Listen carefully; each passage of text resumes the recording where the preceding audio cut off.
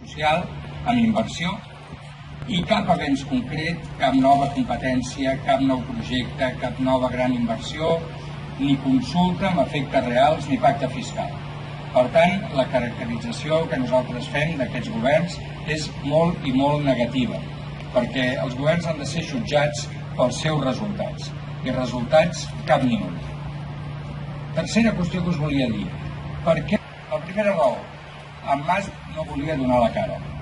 No volia retre comptes de la seva gestió i per això s'havia d'amagar darrere d'altre. Ni en el cas que arribéssim a governar tampoc sabríem a qui demanar les responsabilitats pel present i pel futur.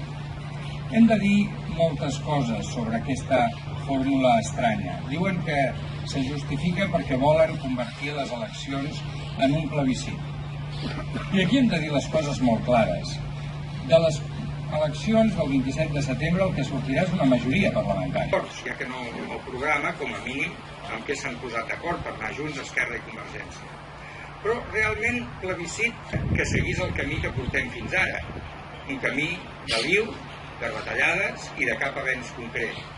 Una majoria per intentar un procés d'història que ens ensenya de forma claríssima que de la divisió i del trencament de la legalitat només se'n desprèn el desastre polític col·lectiu.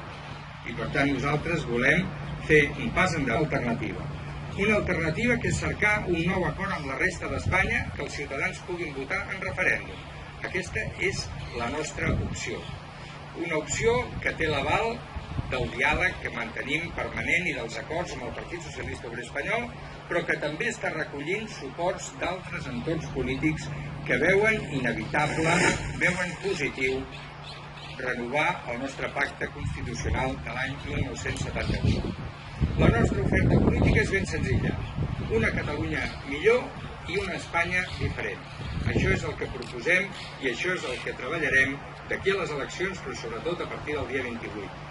També amb una altra idea al cap, la de la necessitat d'establir amplis acords, de no trencar la transversalitat del catalanisme, que el que vol és la prosperitat del país, l'enfortiment del seu autogovern, la defensa dels nostres interessos, de la nostra identitat i del nostre patrimoni natural. La necessitat urgent de promoure un rescat ciutadà.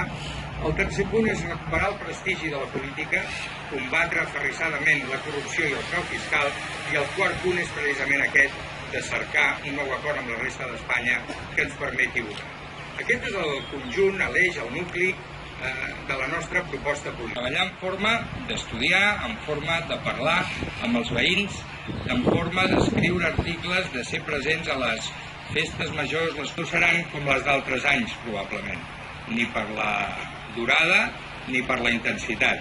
El que sí que espero és que us permetin estar absolutament en forma per un repte com mai haurà fet front al partit. Esperançat, amb il·lusió, vaig agafar la direcció del partit dient que era hora de remengar-se.